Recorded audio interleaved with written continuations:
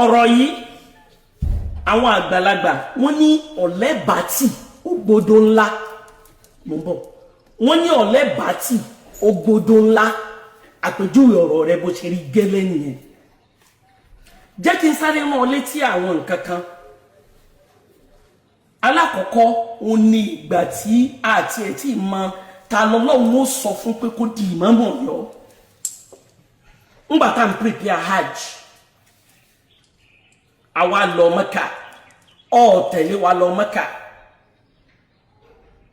ó sì sọ fún àwọn èèyàn yéèyàn wàláhí tàláhí summa billahi al-azim ọlọ́run kó láàánú òkúrọ́ ó sọ fún àwọn èèyàn yéèyàn wípé ó lè lọ Mẹ́kà torí ipò ọ̀fẹ́ kí wọ́n gbèrú ẹ̀ ìwọ ló fẹ́ di ìmáàmù Ọ̀yọ́ yẹn ó sì ti dandan ó di dandan kódà ìgbà tó délé ẹrú ọlọ́run yẹn ọmọ ọmọ tún rán wọn sí gọ́vnà wípé kò sí tí wọ́n tẹ̀tí nǹkan yẹn ọwọ́ alẹ́ wọ́n pè ọ́ sórí field ẹ ṣe competition wọ́n béèrè ṣáfáwí wọ́n béèrè kìtàbí lọ́wọ́ yín tí ṣe tàrírí wípé ẹ wí lẹ́nu ẹ tún kọ́lẹ̀ ó lulẹ̀ nínú gbogbo ẹ̀ nínú ṣáfáwí olulẹ̀ nínú tàrírí ó tún lulẹ̀ ìgbà tí nǹkan wọ̀n wá bọ́ sọ́wọ́ rẹ̀ má ọwọ́ abọ́ sí ọwọ́ gbé microphone ọwọ́ ní tí ọlọ́run náà wọ̀ láyé ìwọ náà gbọ́ ahọ́n tó fi sọ̀rọ̀ ó rí pé ahọ́n yẹn ahọ́n ẹni tó ní mọ́rọ́dùn kọ́lb ahọ́n ẹni tí inú rẹ̀ kì í dùn sí dáadáa ọmọnìkejì ni so n tó lélélé tó bá yẹn eyín ló wà ń sọ wípé ìwọ ti di àfa àgbáyé ìwọ lọ kírun ní Manchester níjọ́ Friday ṣé ó lé ìmáàmù Manchester kúrò lórí member ni ìwọ lọ sí multi-millionaire pounds ní Kent Road èló ló dà nínú pounds tí wọ́n fẹ́ ṣe ó mọ̀ tó ń sọ wàláhì tàláhì tó bá jẹ́ pé mi nìwọ ni Taofeek wàláhì tó bá jẹ́ pé mi nìwọ ni kò sí orí àwọn crisis tó ti ṣẹlẹ̀ sí mi èmi ò jẹ́ kó weigh me down mo dẹ̀ ń ṣe normal irú ọjọ́ tí à ń wé láwà ní bàbá wa imam yẹn ọlọ́run kó jẹ́ kẹ́mi bàbá wo gùn kó bá ṣàlékún oríire wọn wàláhì tàláhì kò sẹ́ni tó yẹ kọ́kọ́ débẹ̀ tó ju ìwọ lọ kó wá máa bá wọn mú gbá kó máa bá wọn máwo káwọn èèyàn wá máa kí ẹ pé wàláhì mú mi ní Akeugbagold àwọn èèyàn wà máa bọ́ ya fọ́tò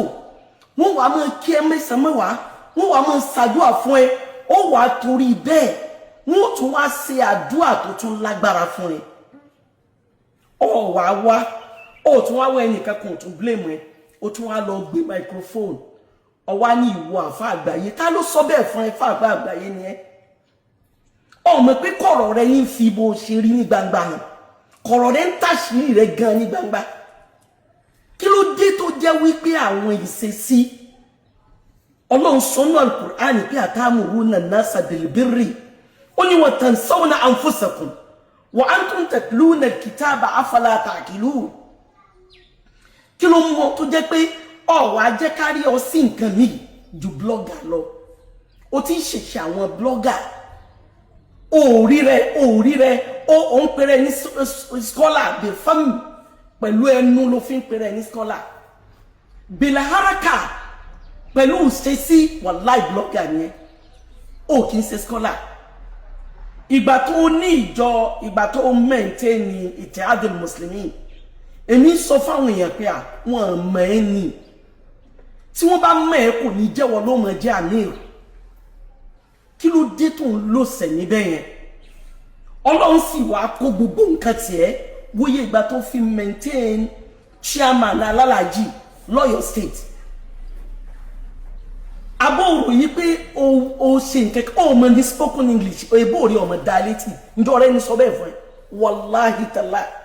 tó bá ń sọ òyìnbó gbogbo ẹni ó gbé ìbò máa fọwọ́ di etí ni èmi gan mo ṣe jókòó yìí wàláhì tán bá jọ gbé àti field yín win yẹn níbi spoken English what's your problem wọ́n wá gbé sí field ó pass ṣé ìrọ̀ ní ìwọ àti ìmáàmù Ògbómọ̀ṣọ́ ṣé ìmáàmù kọ̀rọ̀ ni ìmáàmù Ògbómọ̀ṣọ́ Ọlọ́run bá ṣàlékún oríire fún bàbá wa ìmáàmù Ọ̀fà ṣéwù Ọlọ́run kó jọ kó bá ṣàlékún àlùbáríkà bàbá wa ìmáàmù Ọ̀fà Ọlọ́run bá ṣàlékún dùnú bàbá wa ìmáàmù Ọ̀fà Ọlọ́run bá ṣàlékún àlàáfíà bàbá wa ìmáàmù Ọ̀fà Ọlọ́run jẹ́ bàbá wa ìmáàmù Ọ̀fà òjíṣẹ́ Ọlọ́run pé ṣé irú ọ̀ni wọ́n àti bàbá ìmáàmù Ọ̀fà ṣé ìmáàmù kọ̀rọ̀ ni làwọn yẹn ló fi ní wọn ò lè dọ́jọ́ kò sílùú kékeré kan lẹ́yìn ìgbà tó ti lé tó bá ṣé o gbọ́bí tó ń lọ sóò ní darí wálé ń bẹ̀ ó ti ẹ̀rọ tọ́lá mọ́ àbí wọn ò mọ̀ wípé gbogbo téèyàn ó bá wọn àmọ́ èèyàn á máa fi tọ́lá sí